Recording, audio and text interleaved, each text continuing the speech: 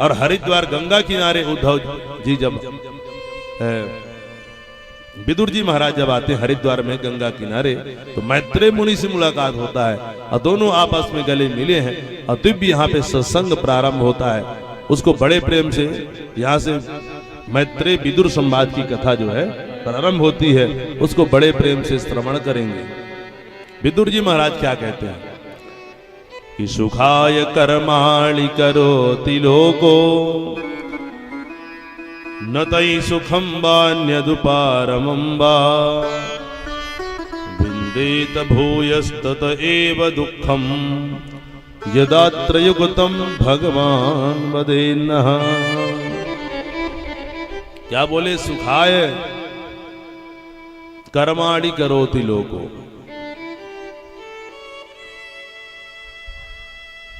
इस संसार में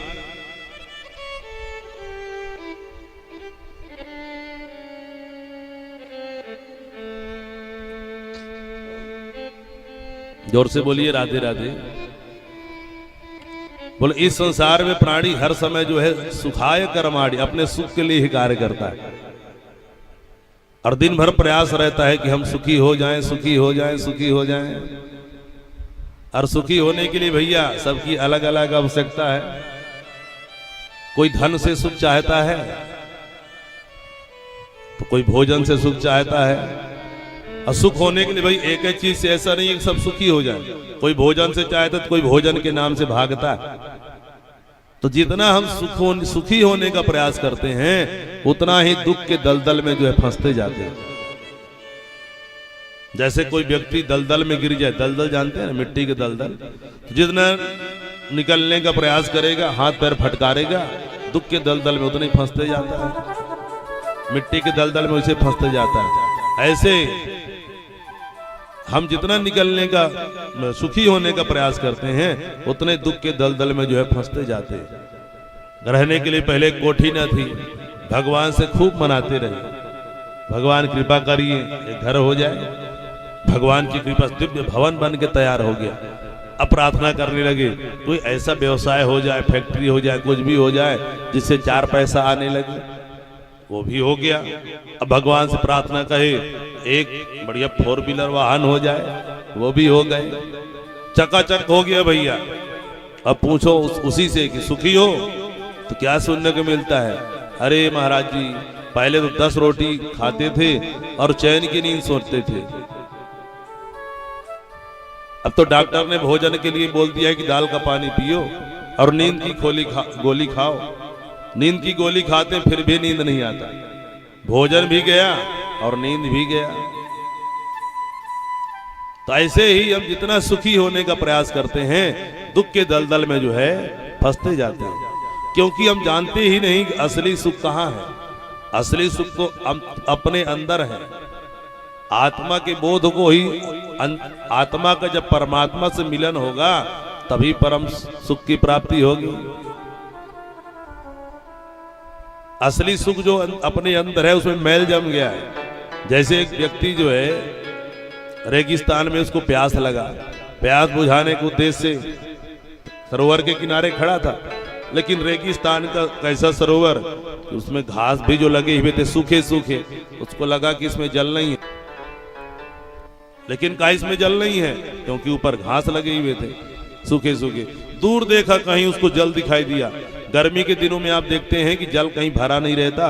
दूर में देखोगे तो रोड में देखिए, कहीं भी देखिए, क्या लगेगा? जल भरा हुआ है। उसको क्या कहते हैं? मृग तृष्णा, मृग मारीचिका कहते हैं।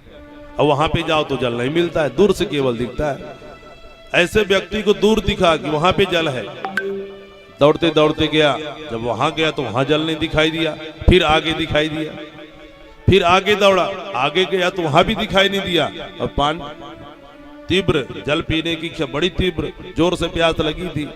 ऐसे करते करते रेगिस्तान में दौड़ते गया, वहां मिलेगा वहां मिलेगा, लेकिन उसको जल नहीं मिला और अंत में अपने प्राण को ही त्याग दिया। ऐसे ही हम ढूंढते रहते हैं भैया, ये मिल जाए तो हम सुखी हो जाएं, ये मिल जाए तो हम सुखी हो जाएं, ये मिल जाए तो सुखी हो जाएं, ये मिल जाए तो सुखी हो जाएं। लेकिन किसी से पूछो भैया अरबपति खरबपति, हाँ जो हैं वो भी आज धन के लिए भाग रहे हैं। मुकेश अंबानी को भी धन की कमी लगी हुई है, इसलिए हमने सुना, जानते भी होंगे, जब बच्चे की शादी करनी थी, हाँ, तो रिचार्ज ही बढ़ा दिया। बोलिए राधे राधे। है धन की कमी उनको भी लगी हुई है। तो धन पाने से कोई सोचे कि हम सुखी हो जाएं, तो ऐसा संभव नहीं है।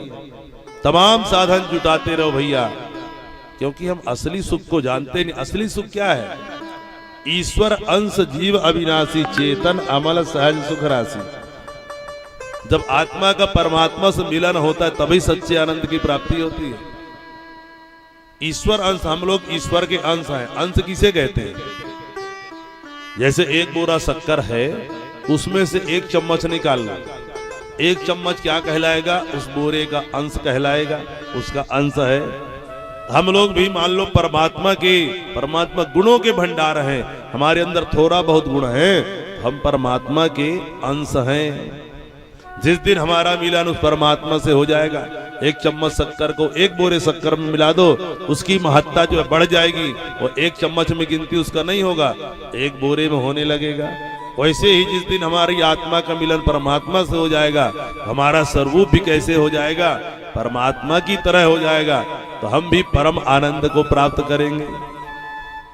अरे एक आत्मा को दूसरे आत्मा से मिला लो, थोड़ी थोड़ी। कहते हैं दो व्यक्ति में जब सच्चा प्रेम भी हो जाए तो भी आनंद है।